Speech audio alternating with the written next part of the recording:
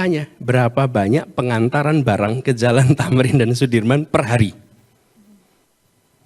Yang tidak kalah penting tentu saja pilar ekonomi. Bicara soal ini kita akan mendalami lagi langkah-langkah efektif apa yang harus disiapkan dari sisi ekonomi khususnya untuk mempersiapkan Indonesia Emas 2045.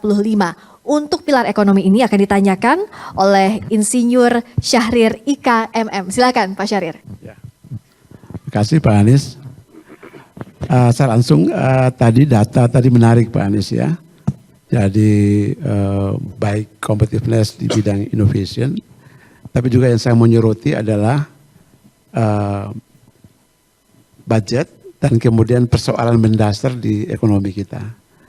Kalau saya mengamati selama saya lama bekerja di Kementerian Keuangan, masalah yang paling serius dan paling fundamental yang belum kita tuntaskan dengan baik adalah persoalan reformasi struktur ekonomi.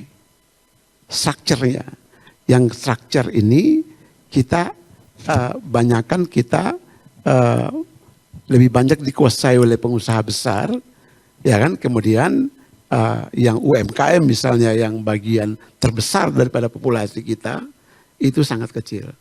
Dan kemudian saya menduga bahwa Gini ratio kita yang lebar yang menggambarkan ketimpangan besar. Kalau nggak salah gini rasio itu Pak Anies sekarang udah 0,4 ya, bahkan 0,4 lewat ya, lebih. Itu menggambarkan kontribusi dua pihak, yaitu lemah di yang populasi besar di UMKM ini, ya, kemudian yang populasi kecil itu menguasai besar.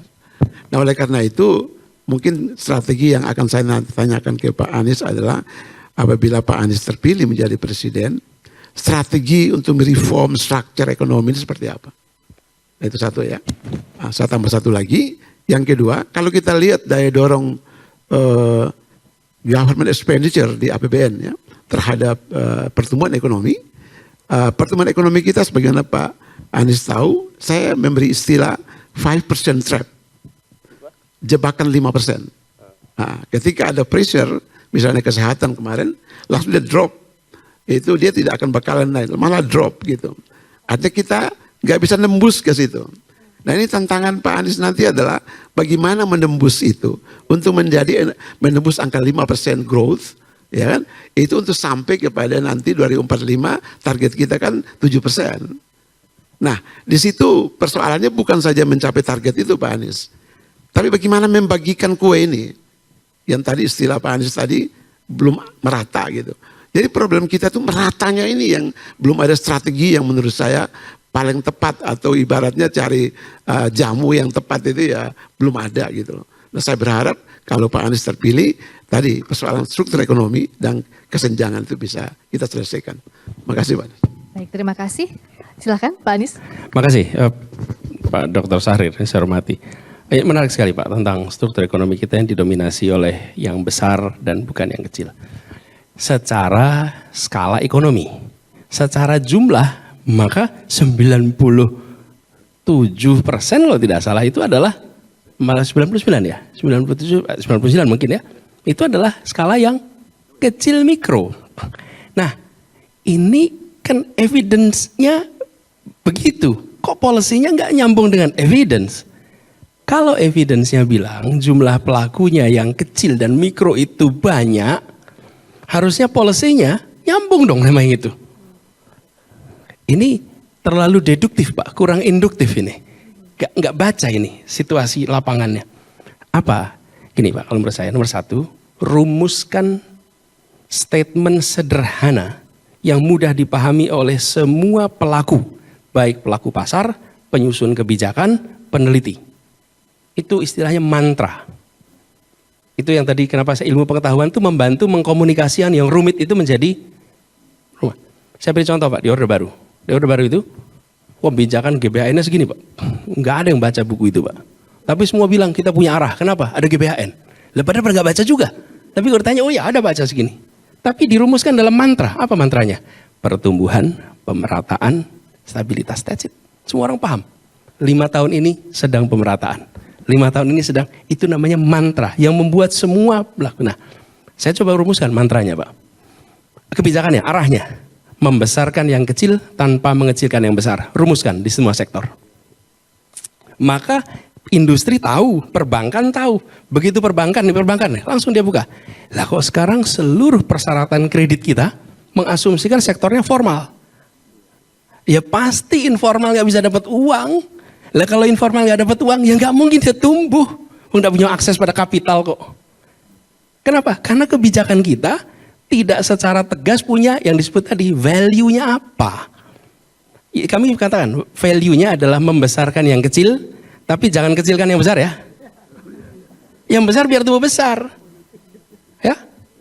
Tapi kalau soalnya kadang-kadang kita membesarkan yang kecil memusuhi yang besar. Jangan, yang besar biar tetap besar, tapi yang kecil harus jadi nanti OJK menyesuaikan, BI menyesuaikan, perbankan menyesuaikan, koperasi menyesuaikan, Kementerian Perdagangan, Kementerian Perdagangan. Kenapa? Karena ada policy guidance nih yang disusun. Lalu disitulah dirumuskan. Nah, ilmu pengetahuan nanti membantu tuh membuat opsi-opsi. Jadi saya melihat selama yang kecil itu dikunci sulit. Lalu ilmu pengetahuan juga nih pakai data. Apakah ada faktor non bisnis yang mempengaruhi pertumbuhan sektor mikro? Ini pertanyaan ini saya ajukan di Jakarta, Pak. Pak, saya kalau rapat dengan tim boleh dicek di jajaran, saya tidak memberikan instruksi, saya memberikan pertanyaan. Oke, silahkan para kepala dinas, kepala badan merumuskan jawabannya. Tapi pertanyaan saya ingin UMKM di Jakarta tumbuh 4 kali lipat. Terjemahkan. Apa penghambatnya? Apa? Dan bagian saya bertanya aja. Jadi saya tanya, apa faktor ekonomi, apa non ekonomi? Non ekonomi misalnya. Kenapa yang kecil nggak bisa tumbuh? Karena aturan zonasi, Pak. Saya mau usaha kuliner, pesan online. Tapi untuk usaha kuliner, saya bisa daftar online, saya harus punya izin usaha mikro. IUMK. Nah saya mau daftar nggak dapat izin. Kenapa? Rumah saya bukan zona usaha, Pak. Oke? Karena saya bukan zona usaha, saya nggak dapat izin. Karena saya nggak dapat izin, maka saya nggak bisa ke bank, dapat keuangan. Saya nggak bisa ke online market, karena saya nggak punya izin. Jadi zonasinya diubah. Sekarang Jakarta semua zona boleh usaha asal dalam rumah. Kalau Anda tambah parkir, baru harus ada pengurusan izin. Tapi kalau usahanya di dapur, di garasi, loh ini eranya 4,0. Jadi faktor itu. Yang kedua, Bapak Ibu mungkin ingat, pernah Jalan Jenderal Sudirman ditutup jalannya. Nggak boleh untuk roda 2, Tamrin. Saya tanya, berapa banyak pengantaran barang ke Jalan Tamrin dan Sudirman per hari? Dan jawabannya, ini evidence based nih. Waktu itu kan dilarang roda 2 masuk. Harum Belo ada 4. Jawabannya, 500.000 pengantaran per hari. Oke? Dan seluruh Jakarta ada 13,5 juta pengantaran per hari. Oke?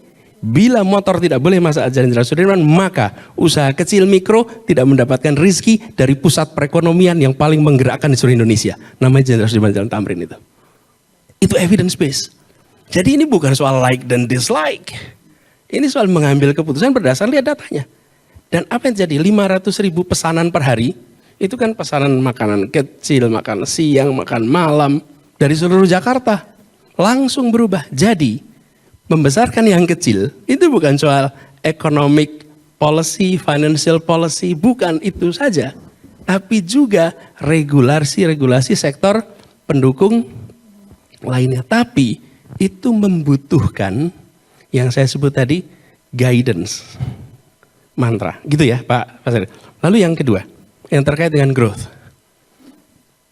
Saya setuju sekali apa yang Bapak sampaikan di akhir Pak Sair, bahwa pemerataan itu sama pentingnya. Jadi mungkin kalau bahasa teknisnya adalah quality growth, pertumbuhan yang berkualitas. Apa sih yang menentukan kualitasnya? Kita sering bicara kuantitas growth. Karena itu kita bilang 5%, 6%, 7%. Tapi kalau ada kasus Pak, sebuah provinsi di Sulawesi, growth-nya itu bisa 27% di situ. Tapi employment nggak tumbuh.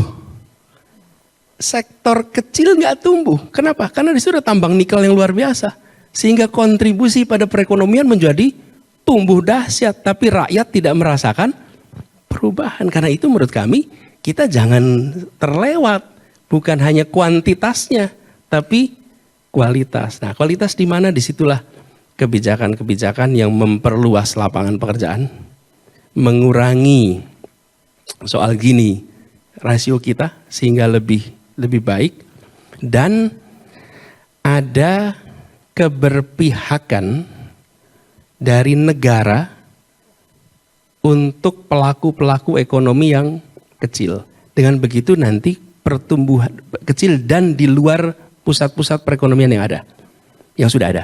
Sehingga nanti pertumbuhan itu bisa merata. Nah, ini akan lebih baik kalau saya boleh memilih nih Pak. 7% tapi timpang, okay? Atau 5% tapi merata. Pilih mana Pak? Ini value Pak. Exactly. Ini, nah di situ pilihannya bukan scientific. Scientificnya mengatakan itu 7% tidak merata atau 5% merata. Di situ judgment, di situ value. Makanya saya katakan tadi dari awal, value yang dirumuskan, value kita apa? Kesetaraan. Nah, kalau udah kesetaraan, ketemu opsi, memilihnya gampang. Tapi kalau value kita efisiensi, nomor 1 efisiensi, maka kita akan bilang pilih nomor 7. Nah, siapa yang ngambil efisiensi? Perusahaan. Kalau korporasi, dia pasti akan pilih efisiensi. Sama pasar. Kami membayangkan pasar perekonomian Indonesia itu berkembang. Bukan hanya free tapi fair. Gitu kira-kira jawabannya.